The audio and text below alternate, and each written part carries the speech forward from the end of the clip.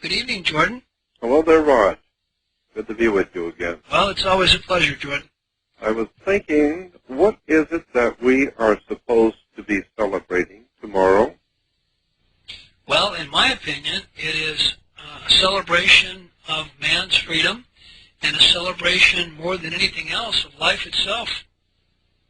But the word independence. Oh, sovereignty.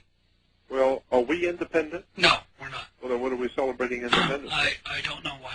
Oh. I don't know why. We Why don't you find out, and then you let me know. I'll let you know. I'll call the Washington Post. Okay.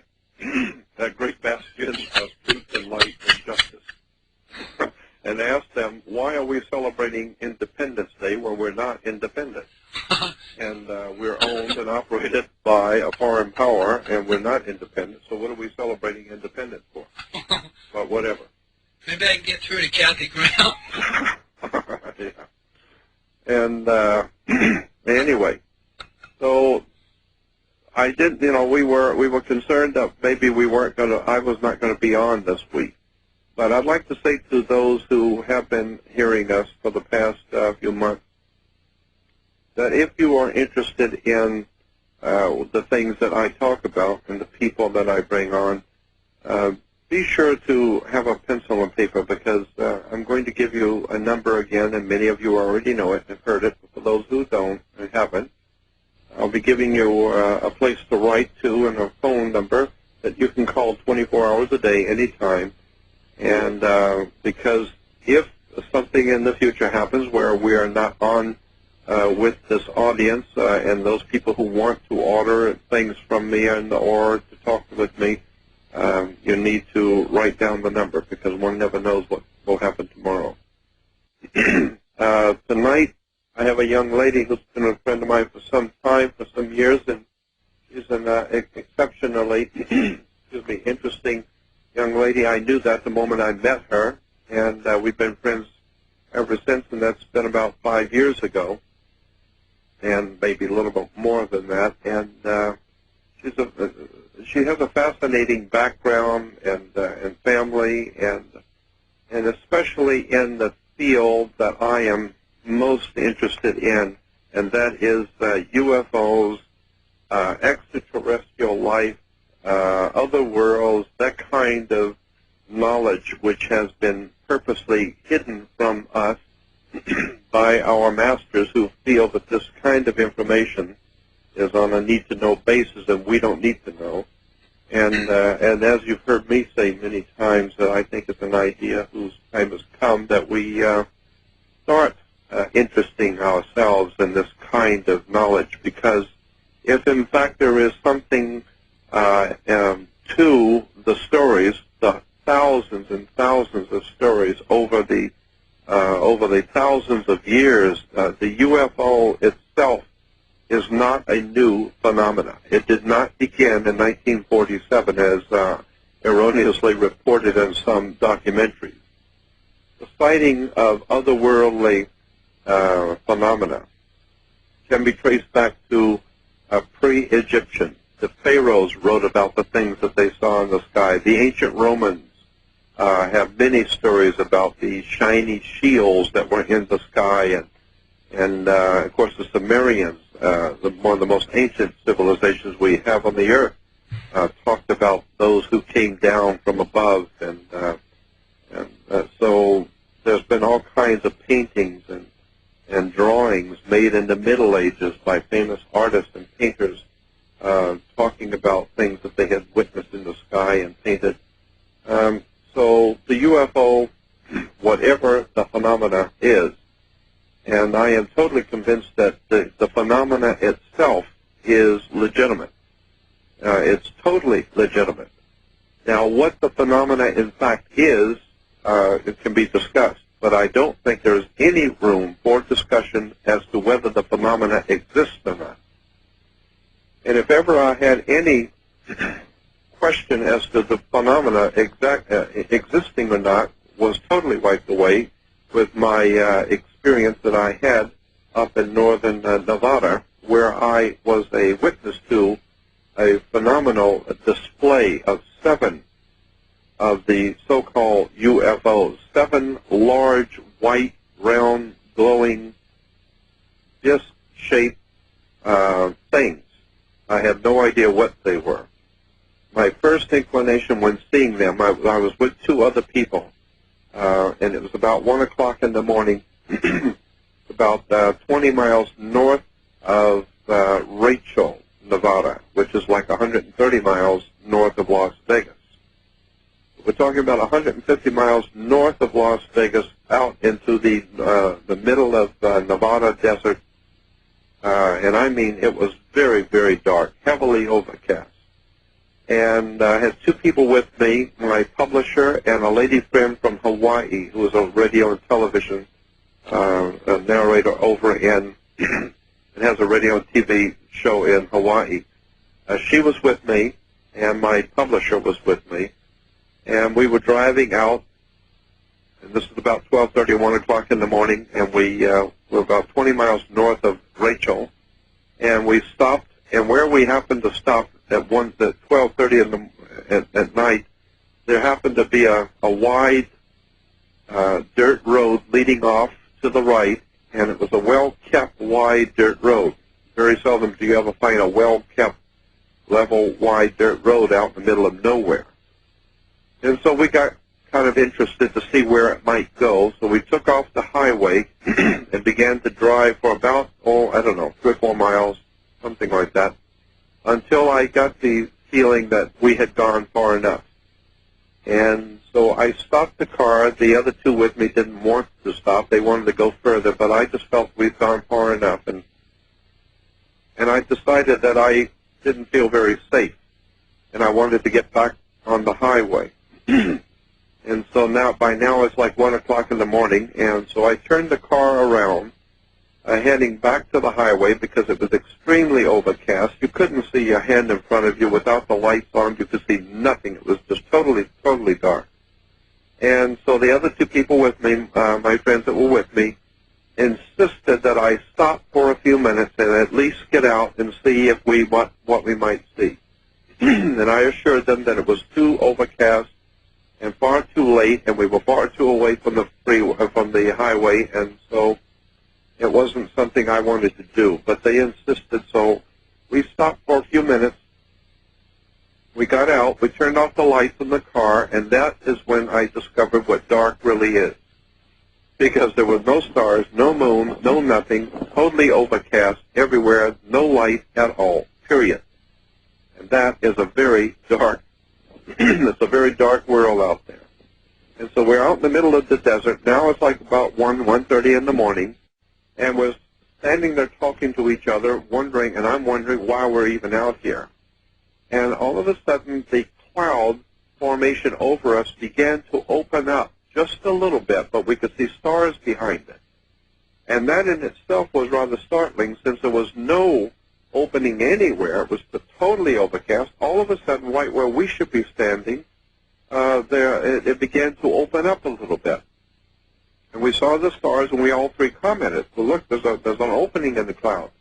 And just as we were saying that, 2 large, round, white, disc-shaped things come slowly but surely floating through the opening in the cloud and leveled off underneath the cloud. It came through the cloud, sliced through, and leveled off over our heads, and 5 more round, white, glowing, disc-shaped things followed the 2. Now we have 7, and they're not flying from one. They were coming from north going south, but they were not flying quickly to go somewhere. They were barely floating along, very, very quiet, not a sound. And none of the 3 of us could see any metal superstructure. All we were seeing was a white, very white, round, disc-shaped, glowing, saucer-shaped things. But no sound and no metal superstructure, and it was obviously an awesome experience. You would have to have been there, standing there, and watching and seeing what we were seeing to appreciate the the almost spiritual sensation you get by seeing something so otherworldly as that. And we stood there. We guessed that we stood there about 3.5 to 4 minutes total before I finally got spooked enough to decide I wanted to leave, and I'd seen enough. They were still over our heads when I decided to leave, so they were not sailing through from one direction to another. They came through the clouds and then began to stop and back up, and they would change positions and move around and do strange maneuvers right over the top of our heads. And each one of the 7, they looked to be about the size of the moon, each one about the size of the moon. And at the just below the cloud line, so I don't know what that would be, maybe 1,500 feet or so, whatever it is. And for about 3.5 minutes, we watched these 7 beautiful, silent, just incredibly beautiful objects moving around, backing up, moving different ways, this one changing places with that one, and this one backing up and that one moving around the other, and then they would stop and lock into place and then began to move in unison from the north moving south very slowly. And so obviously we were just knocked out by what we were seeing. Just totally unglued. We stood there with our mouths open, and finally I said, I've seen enough. I don't know what this is I'm seeing, but I'm out of here. So I had the keys, so I'm in the car, and so my 2 companions got in the car, but they rolled the windows down on the passenger side and leaned out backwards so that they could watch the objects as I was driving away. And the objects began to come down closer to us and follow us back to the highway, and they were doing little tricks for the 2 of them watching. They would do some very interesting maneuverings. They would come together in a circle and then blow out quickly into a 7-pointed star kind of thing. Then they would come together and change places and all that as we were driving back to the highway.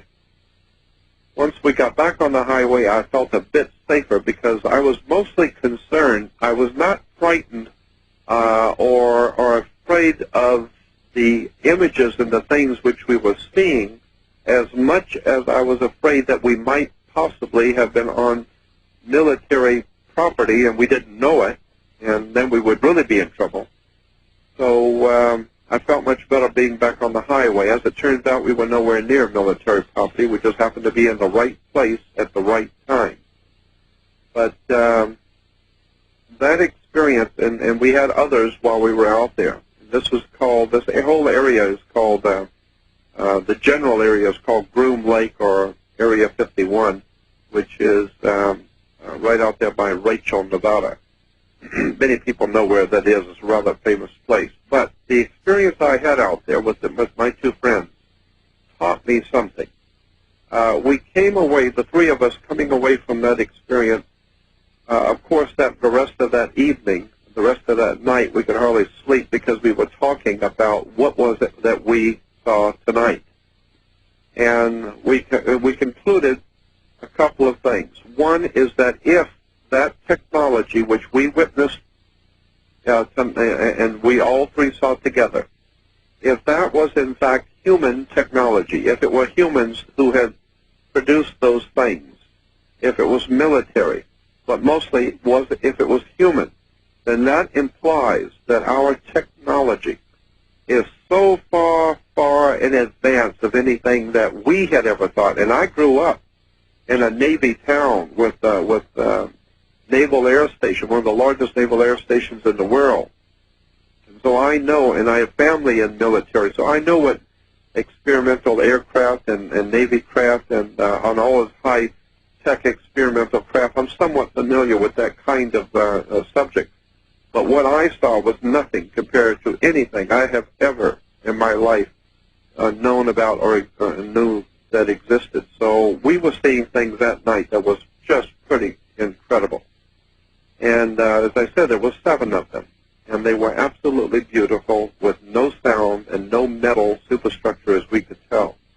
Well, from that we deduced, as I said, that if it is human technology that we are seeing, then that alone is frightening because the implications are horrendous. If we as humans have developed technology like this, what else do we have yet in store for us that we don't know that those above us have, that they haven't told us? And second, if that which we saw that night was from another place, being another planet, another solar system, another world as such, if that be the case, then that's even equally as frightening. So either way, we humans are in some serious trouble here, because if that kind of technology is what I doubt in the time that we have that I would be able to tell them all of them, but well, whatever. I can start off at least by telling them that I have had lifelong experiences with sightings and some contact with ETs or entities or whatever you want to call them. Mostly brought on by the fact that my father was involved in major military operations involving UFO crash site retrievals during the 1950s and early 60s. And I think when you come from a background like that, it has a tendency to tag you, I guess. You know, I suppose I feel somewhat like I'm being followed or watched, or you know, you get to feel a little bit like a lab rat, I guess. I know what you mean. Talk about a little bit, let them know a little bit about what your father was, who he was, and what he was doing. Okay. Well, from the earliest age that I can remember, I was born in 1949.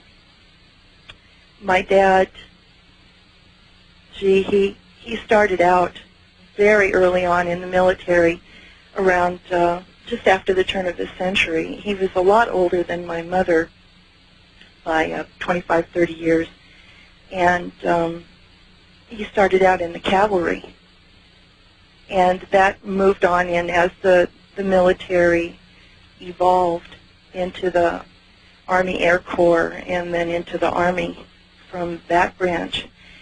The whole time after he got into the Army Air Corps, according to my mother, he was in special operations. And according to her, his first experience with any kind of sighting was back in the 1930s off the coast of Greenland. He was on a major military vessel offshore, and there was a whole complement of crew aboard. You know, it was in the morning. They were getting ready for their early shifts, getting their orders and whatnot. And while they were there waiting for their orders for the day, everybody on the ship saw a UFO come up out of the water off the coast of Greenland. And she described the way he described it as being just this kind of an orangish, greenish light that came up relatively close to the ship and then came out of the water at approximately a 45-degree angle and just sped off into space. Now, this is a whole crew, including, you know, high-ranking military officers, and they were all debriefed extensively afterwards. And from that experience, my father developed a much more keen interest and continued to look into different kinds of phenomenon, especially when he was in Europe undercover as a band leader at that time. That's when my mother met him, was right after the war ended. And she and he both had some experiences in Germany at the time. And it would be better probably at some point in the future if maybe you had her on and she could tell you in detail, you know, what those experiences were. But I was quite interested to find out that there were UFO sightings and, activities during World War II and after World War II. I know my mother had a couple of experiences before she met my father when she was on her way to the concentration camp. Now, my mother wasn't Jewish. She was a Hungarian gypsy. But she, like a lot of the other people that were taken into camps, there were many different kinds of people, not just Jewish people alone who were subjected to those kinds of horrors and atrocities. On her way, in one of the boxcars, they were sending her to a place called Theresienstadt in Poland, which luckily for me, otherwise I wouldn't be here, was a work camp and not a death camp. This was approximately 1942 because she was in the camp for 3 years before she was released by the Americans, or rather, before the Americans came, because she actually escaped right as the Americans were coming. Anyway, she and a bunch of other people were just jam-packed into one of these cattle cars, with the little tiny slits through the wood that you could look out and see what was going on. One day when they came to rest at one of the stops that they were at, my mother said everybody saw some form of unidentified flying object over the train station, and there was just, this was at night, and it was just totally, the entire area was lit up as though it was daylight, and the train wouldn't move. And it was stuck there for a couple of days. It just refused to move after that happened. And eventually, of course, the train moved on and they all ended up in Theresienstadt. But my mother, comments on various things that the German soldiers were screaming and yelling about when they were outside in a panic trying to get away and wondering what this thing was. So that was her first experience with a UFO. And when my father found out that she had had experiences, then the two of them kind of started talking more about it, and he eventually decided that when he came back to the United States that he wanted to go predominantly into that area of study and research. And he was eventually requested to do that because of his various experiences and interests. So in terms of that, right after I was born, he started having major forays out into the desert. Predominantly where we lived was in an area that was almost completely either mountainous or desert. The boundaries were from southern Utah to western Colorado, northern Texas, all of New Mexico, the predominant eastern portion of Nevada, from mid-Nevada towards the east, and all of Arizona. So that was his territory. And I remember as a kid, we would get these telephone calls in the middle of the night, and we'd have to pack up everything and take off. Being an Army brat is difficult anyway. An Army family is difficult because you are often just stationed, haphazardly anywhere they might need you. And this was especially true of my father. We always lived in motels. He never had houses, never had pets. I never had any friends when I was a kid. It was a pretty lonely life for a child. And then again, you're stuck out in the middle of nowhere. And after he told me all of that, he put this little disclaimer on it saying that I could never tell anybody what I knew because it would cause a panic and people wouldn't understand, and they might even consider me crazy for having said something, or that I was just a kid and I was, making things up or having daydreams or whatnot. But he told me after saying that he wanted me to know the truth, and that it was a truth that I could know but nobody else could know at that point in time because it would cause a panic. And I took him very seriously. My dad was your consummate military man. He was so much like John Wayne that John Wayne isn't even as much John Wayne as my dad was. He was very dedicated to the military. His background was such that it was the only home that he knew. My dad was half Cherokee Indian and half Irish. And especially at the turn of the century, being any part Indian was not looked upon with a whole lot of goodwill. People thought they were good guides and such, and especially when he was in the cavalry, that seemed to come in handy with him. But he wasn't a reservation Indian to start with, but people make a lot of judgments about it. And the military was the only place that accepted him for who he was and what he was, and gave him a life. And because of that, he became hyper-American, I would say. Just totally pro-America, pro-anything that the government said. And it was very interesting living with a person like that. He was very strong in many, many ways. And yet, as his experiences with the UFOs and his involvement in the investigations dragged out into a number of years, he became much more paranoid.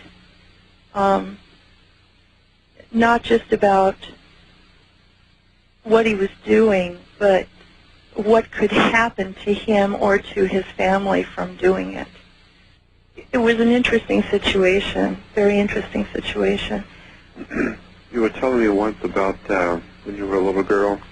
I'm sorry, what? You were telling me once a long time ago about when you were a little girl. I think you were saying that you were living on the base at the time, and you had an experience where your mom and dad were visiting away. Oh, okay. Yeah, I know what you're talking about. Well, that kind of ties in with his starting to feel paranoid. Mm-hmm. This was 10 years after he actually started doing the researching and the investigations.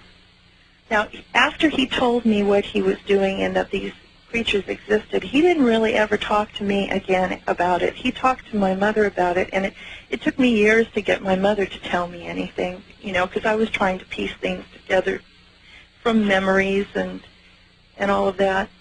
And especially since my dad's demise is such a mystery to us.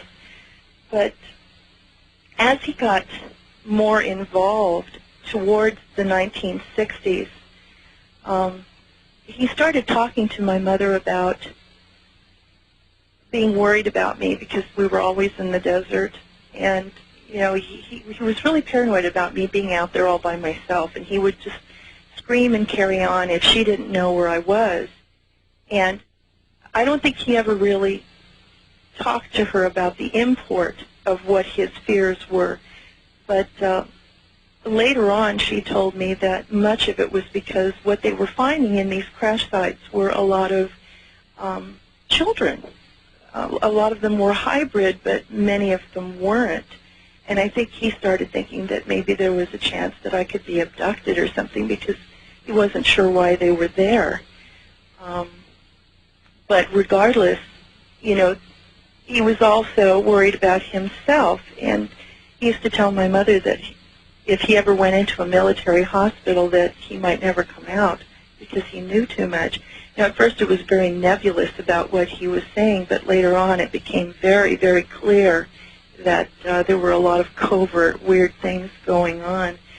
But in regards to what you were talking about, in 1961, I had just graduated from this wonderful little school in Gardena, California, and that seems like a very unusual place to have something like this happen. I would have thought it would happen more, out in the desert or something, but it happened in a very densely populated area. We were living in this second-story apartment up on the top, and we kind of had the whole floor up there to ourselves. And one day my mom and my dad decided that since I was 11 years old and relatively mature, mostly because I was around adults all the time, I wasn't around kids, I wasn't taken to daydreaming or fantasizing or anything like that. My dad and my mom decided they would leave me alone for the first time in my life. Just for a little while, half hour to an hour, they were going to run over to my aunt's house and then come right back. Well, I assured them I'd be fine, and they left. And I went back into my room after having locked the front door and everything. And I turned off the light in the bedroom. I wasn't afraid of the dark. I enjoyed the dark. And I had a little window behind my bed that had some moonlight shining in, so it wasn't totally dark in there. Anyway, I was just listening to Claire de Lune on the record player. And I think I was probably in there about 5 minutes or so before I was aware that there was this noise in my bedroom. And it was kind of a staticky electricity kind of a noise. But it grew in intensity. And as it became louder, I became more focused on where it was coming from. It was coming from my closet. And it was a relatively good-sized closet, and the door was open. Again, I wasn't taken to nightmares or envisioning monsters or anything like that. I was too mature for a little kid, way more mature than most kids would have been considered at the time. And 7.5 feet tall, maybe even a little taller than that. And this entity, this dark form, was almost as tall as the ceiling was. And I just kept my eyes riveted on this thing, and my heart was pounding right out of my chest. And I watched it, and as I watched it, it hunkered down a bit and spread its arms out to both sides. One arm was so close to the door that was to my right and to its left that I knew right then and there that I would definitely not be able to get out of the room by that route if I tried, at least not then. And then the other arm was spread out but curved in a little bit more. It looked like it was trying to prevent me from going anywhere. And then I became aware of it moving towards me, but it moved in such slow increments. I mean, such tiny increments that I was hardly even aware of the movement. It's just all of a sudden I would realize it was closer. And then it got closer, and I became more and more frightened because I still didn't know what it was, and it was getting closer, and it looked like it was trying to catch me at that point, and that freaked me out. All kinds of scenarios were running through my head at that time in terms of escape or, what it might try to do, who it was, why it was there. When my parents were coming back, I was alone. It didn't seem like I had any options. I felt like a rat, trapped in a corner. It was a very, very frightening situation for me. And as an 11-year-old kid, it's really pressing. You're trying to find a way out of a really what I considered at the time to be a desperate situation. And part of the fear that I felt was just the way it was moving toward me. It was so stealthy.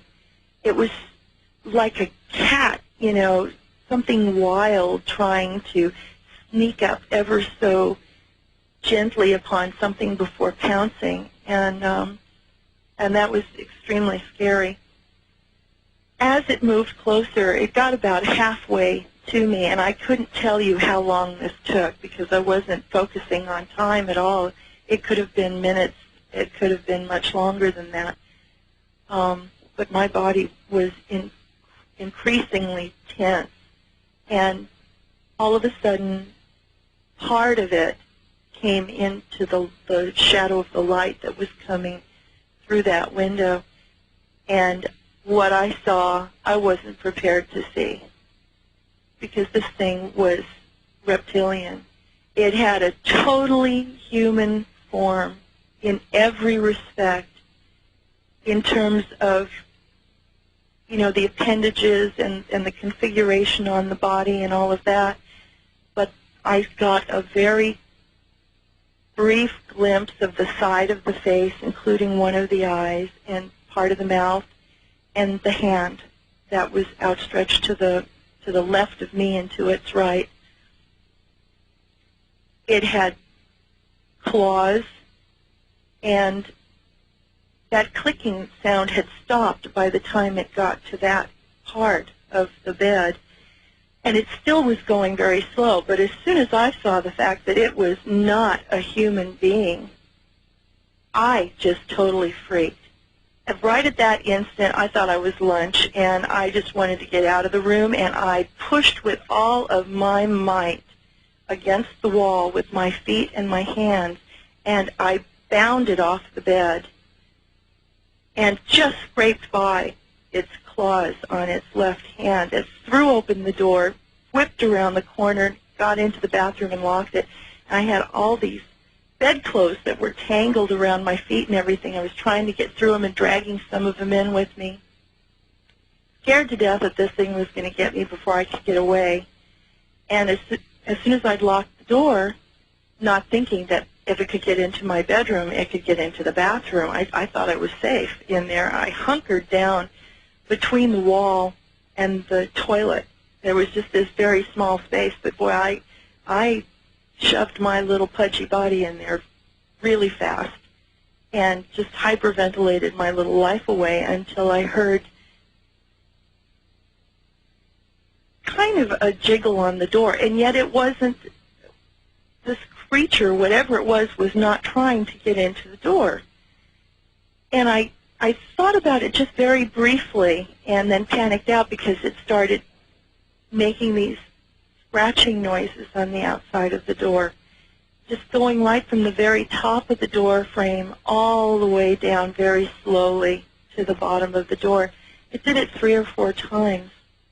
And then I heard the key in the front door and my mother and my father's voice.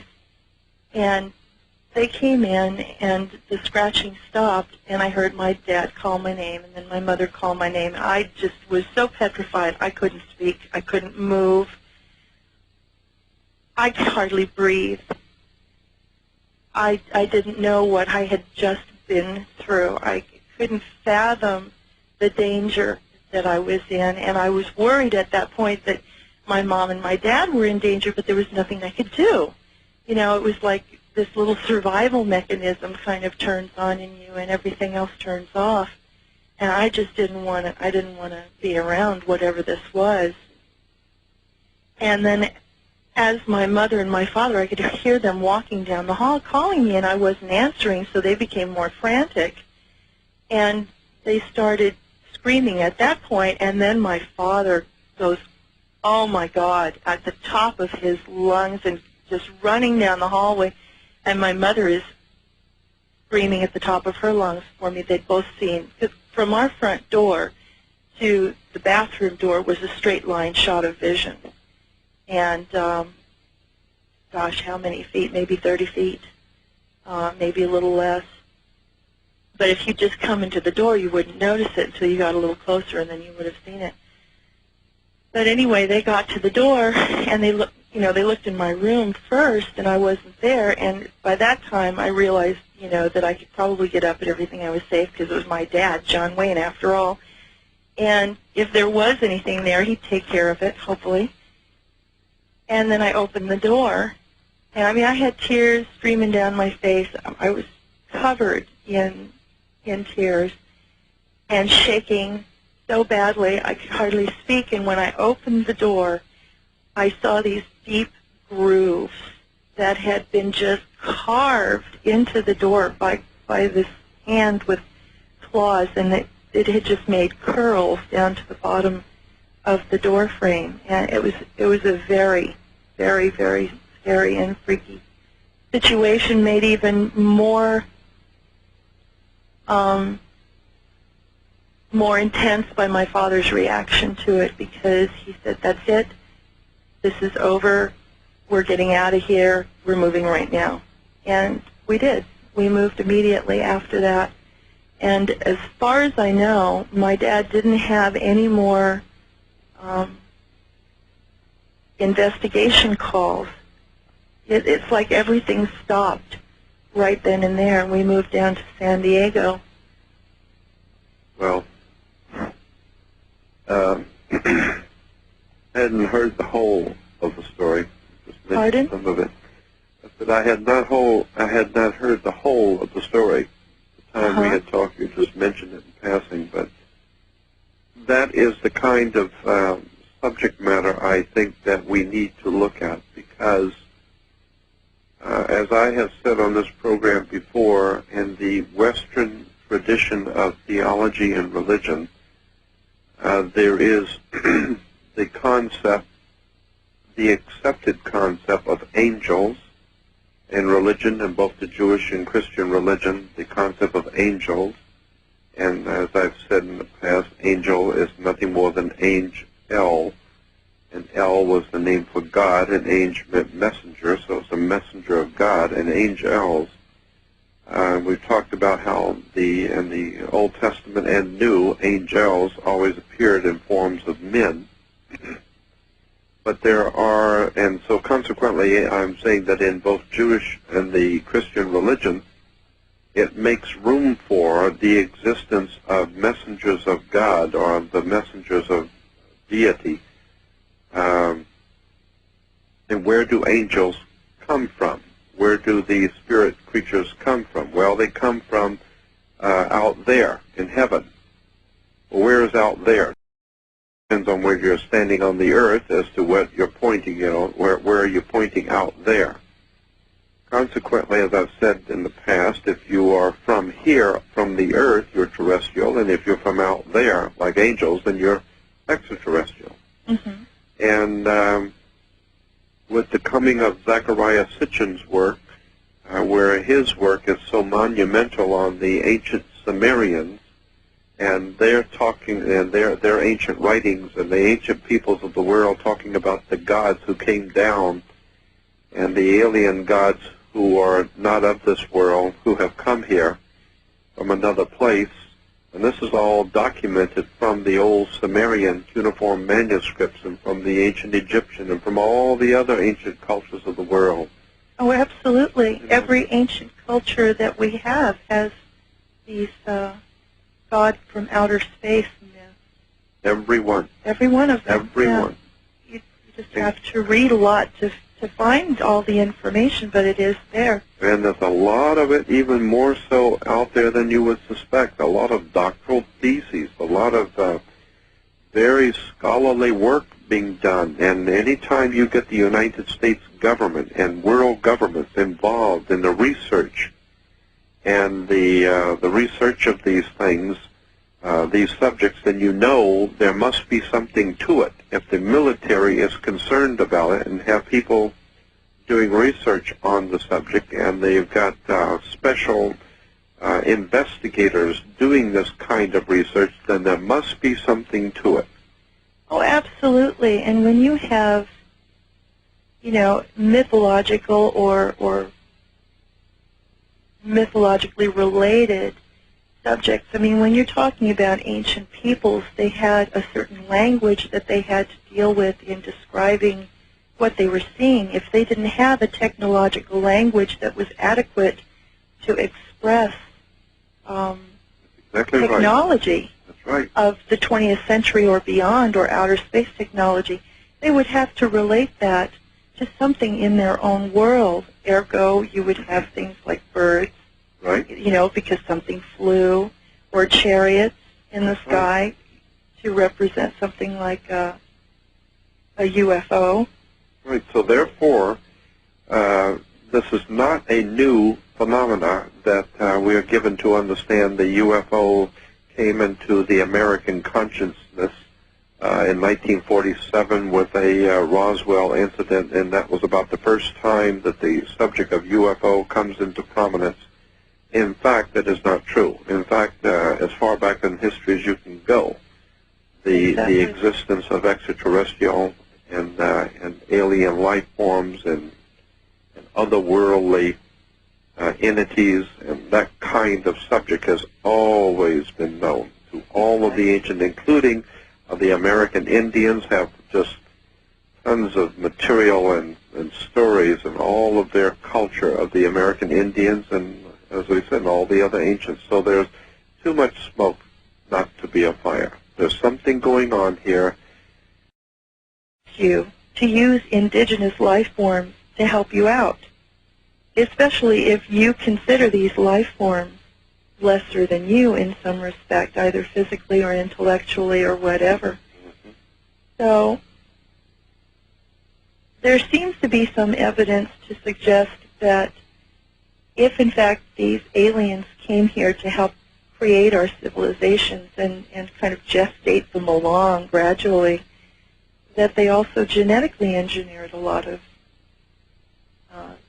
the indigenous life forms.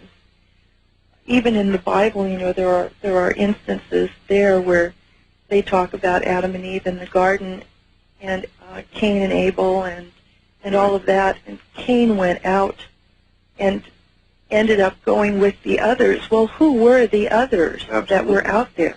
He said, don't send me out there. He tells God, don't Pardon? send me out there because they will get me. And I'm thinking, wait a minute. Exactly, but who is they that are going to get you? He had to have gone somewhere. There had to have been something there for it to even have existed in that form, in that narrative. Right. It was not just Adam and Eve and their progeny. There was something else out there as well. And well, you know, Nancy, in particular, there's that scripture in Genesis where that's always bothered me, but there are many like it. But that one particular scripture in Genesis where Abraham is said to be in his standing on the outside of his tent, and three men come walking up. The scripture says in Genesis, three men approached his camp, and he went out to greet them and asked them to please stay and have something to eat with him. And he said that, and they said no, they were too busy. They had something they had to do, but they appreciated it. They thanked him, but they just didn't have time to stop. And then it says, but then he went out of his way and just would not take no for an answer, and they had to stay to have something to eat. And so they said, all right, well, we'll just eat, but we're going to go because we're busy, but we will stay because you insist. And so then it says that he told his wife Sarah to fix them the dinner, which she did. And it says, and then after eating, they thanked him, appreciated the hospitality, but they really have to go because they're on their way to do something. And they left, and the scripture says, and this was the Almighty God himself, the absolute sovereign God himself, with two companion angels that he had just invited to dinner. there are a number of places in the Bible where it says that various persons have talked with God in person, walked with God physically, and you know, it brings up a lot of questions. If you are looking at it in terms of beings from another planet or higher life forms, rather than just as a spiritual thing, it's just another avenue, you know, another pathway to kind of consider, perhaps. At least I find it very intriguing. Well, I mean, the mere fact that we're told that God said, come, let us make man in our image. And then we are told that we are made in the image and likeness of God. And God said, come, let us make man in our image and our likeness. Let him become as one of us. You just said, wait a minute, what are you talking about, made in the image and likeness of God? And Abraham sat down with a couple, 3 men that came into camp, fed them dinner, they thanked him. And don't fit in anywhere. They're still required to do the same kind of work, but philosophically, they know they're different. They don't want to be like their parents. They don't want to be slaves. They want what the white man has. They want the same equal rights, you know? Oh, And so eventually, as more and more of these new generations come into being, there's new problems that have to be dealt with. And eventually, the slave trade has to stop, and the plantations and the cotton fields are gone, because the old way of thinking about the person as being an animal has now been supplanted by the demigod sort of, if you want to look at it like that. The half-breed that is no longer illiterate, no longer willing to be a slave.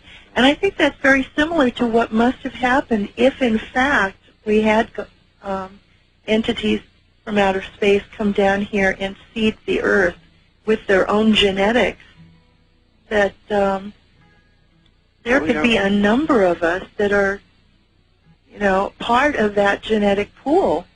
And that would, answer a lot of questions. A lot of things would be answered with that scenario. Especially since, still in our own lifetime, we see that there are many people who do not accept blacks, even though they're not at all the same people that came over here. They are more us than anyone else now. And, so it leaves a lot of room for philosophical speculation as to what could have happened. We have done it ourselves.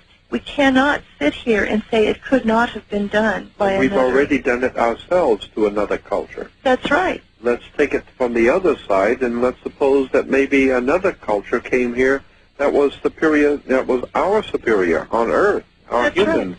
And just as we had a civil war to emancipate the new breed of black man, and they have now assimilated into our society, so could all these demigods, these half-breed, alien, indigenous life form, Yeah, that's exactly right. Conglomerations could have done the same thing. And if there was some sort of a cross-breeding going on a long time ago with the indigenous or those creatures that were just here on Earth, and nobody knows, that's a whole another story as to how those indigenous Cro-Magnon or Peking man or whatever those hominids were hundreds of thousands of years ago.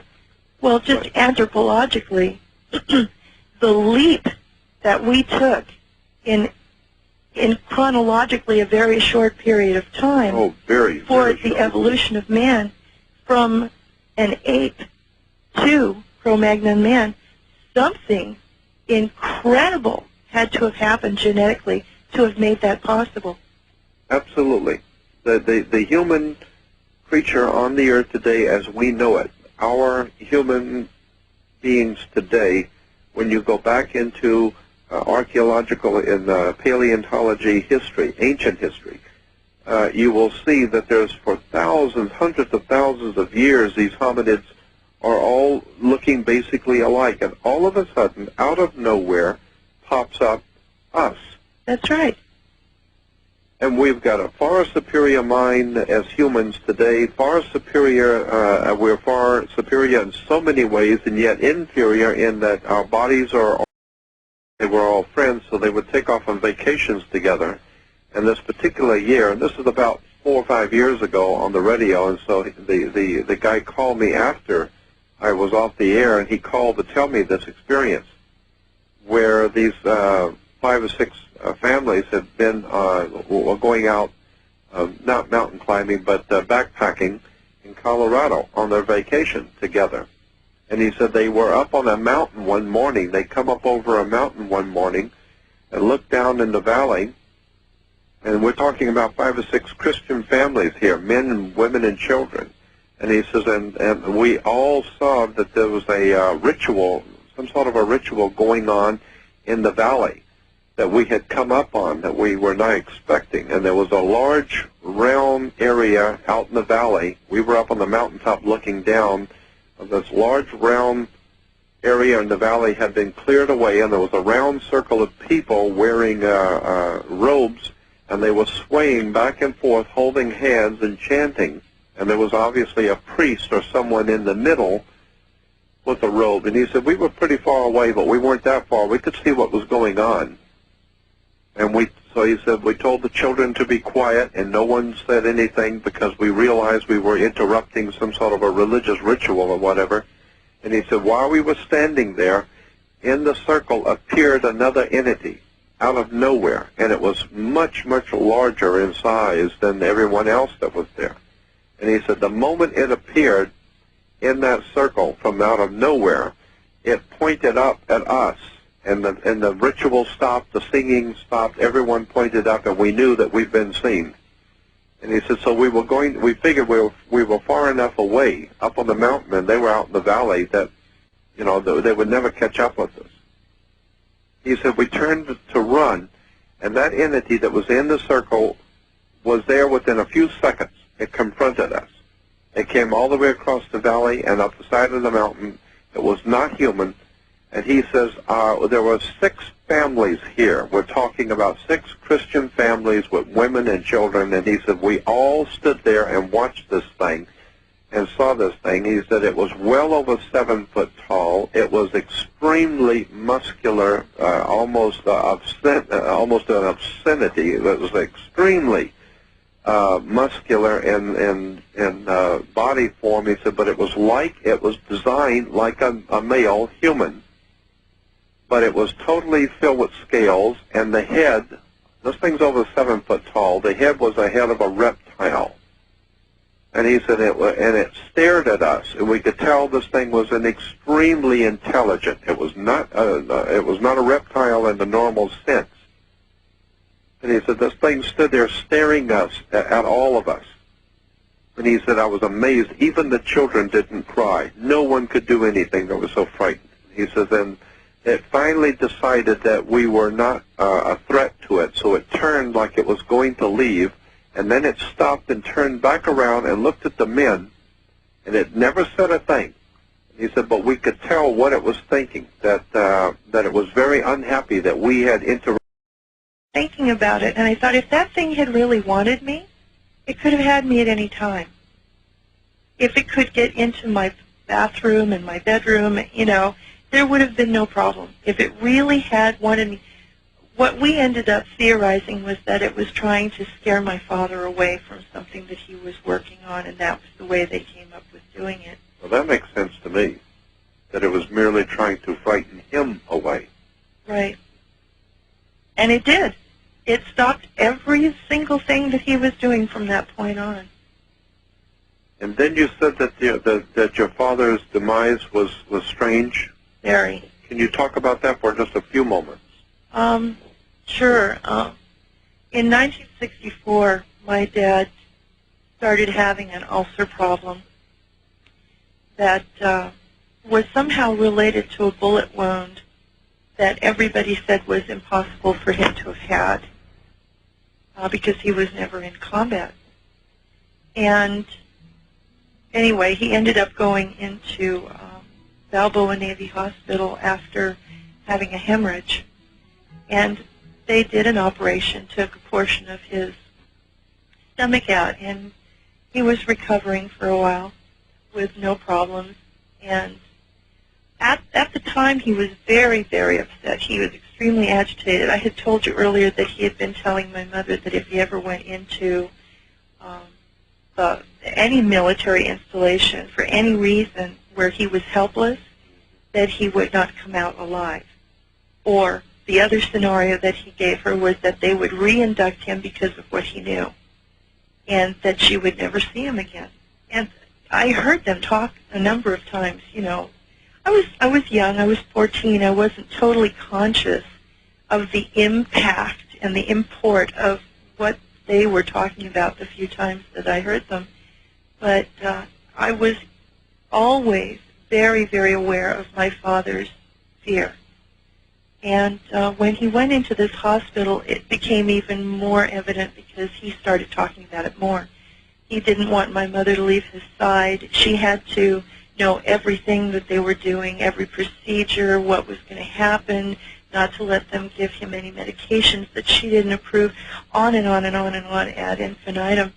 And an interesting occurrence that I wasn't totally aware of at the time either until after I talked years later about it to my mother, was that a lot of the other high-ranking officers that were in the same ward that he was in started dying one by one. And they were all in the hospital for relatively minor complaints. And I think there were 4, maybe 5, including my dad. And my mother had been talking to all of these women, the wives of these different men. And within a 2-week period, this whole ward was gone. Did they quickly sicken and die? Pardon? Did they quickly sicken? They had a in for, as your father was recovering, then all of a sudden take a severe relapse and... Very, very much so. It's like he sounds like psychotronic or microwave weapons were used. He was so good one night on a Friday. Just like we falling went off a cliff. home. It was the first time that we'd gone home in 2 weeks, and that was the 25th, I believe, of July 1964. And we came back the next morning, and my father was in the intensive care ward. Yeah. And yet when I talked to him that morning, he seemed perfectly fine, but he was very over his face, and he was always standing in shadows. But I saw him the first time about a week after it happened, and I pointed him out to my mother, and as soon as she swore it was my father, and she tried to run across the street to go to him, and the guy would take off, but he kept showing up again. And, just at different places, this man would be following us around, and then one day he wasn't there anymore. Well, it's quite a world we live in. And actually, we have just begun to scrape the surface of this subject. Because I know that Nancy and I have talked over the years, and we have so many more stories and things which we need to talk to the audience about. But we really don't have a whole lot of time left. Yeah, Nancy should get some missing time hypnotherapy. There's a lot more there than what she remembers. Probably so. Well, I didn't have any missing time. That was my mom. Yeah, no, but what you're experiencing there, that the shadow of your father after the funeral, that is common link with a lot of UFO contactees, sort of things. Is it? You don't have to remember the missing time to be involved in it. Yeah. Uh-huh. Yeah, that's very. Hopefully you go there and they don't find a thing for you if you find a good, competent, non-biased therapist. But I think you'll find that it might ease some of your pain, give you more information, which is what you're looking for. It very well could be. Very well could be. You're sick. I hope I'm wrong. Yeah. Well, thank you very much for your call. Thanks, Neil. Thank you very much for the call. We only have about 10 minutes to go, and I'd like to say to the audience that we're going to be having Nancy back on for sure. But we only have a few minutes before we're going off, and I'd like to say that if you would like to contact my company or me, let me give you a phone number to give us a call 24 hours a day, anytime you wish.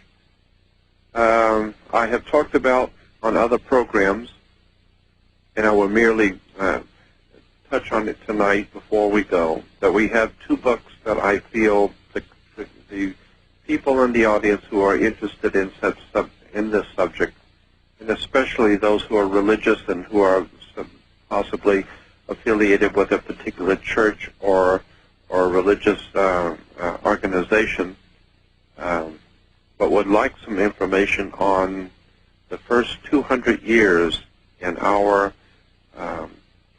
development of Christian civilization. In the first 200 years of Christianity, I have a very important book here. It's about, it's almost 600 pages. It's about 560 pages, called The History of the Christian Religion to the Year 200. It's the first 200 years of Christianity. This book has been republished. There's only a handful of them we have, and that's it. And it's $25 plus $4 postage and handling. If you